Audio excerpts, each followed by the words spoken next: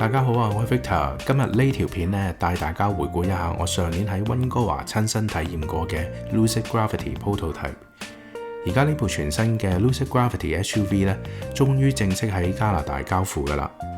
當時我影咗幾段車身、內籠同駕駛艙嘅片，趁住交車熱潮咧，帶大家重溫一下呢一部豪華電動 SUV 嘅細節同感覺。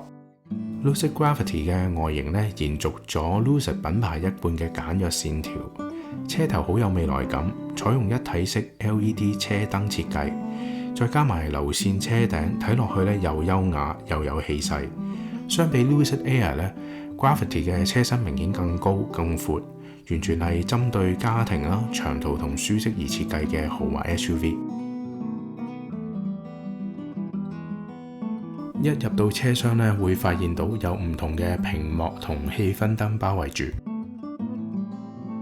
軚盤對上嘅儀表板咧，就係由一塊34寸嘅 OLED 熒光幕組成。中控台對上咧，就有另外一塊12寸嘅顯示屏幕。頭頂玻璃天幕咧，就由前面伸延到後排座位，視野角度咧都好令人印象深刻。當日展示嘅原型車咧係7人座位佈局，就算係將最後嗰排嘅座位反上嚟咧，都見到車廂有足夠嘅行李空間。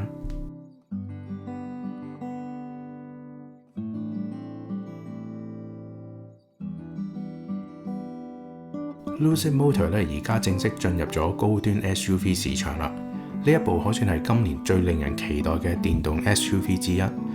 利用佢哋 Formula E 嘅技術，有雙摩打4驅系統，馬力超過800匹，續航力咧可以達到超過700公里。設計感、舒適度同續航力咧都好有競爭力。你覺得佢有冇機會挑戰 Tesla 或者 Rivian 呢？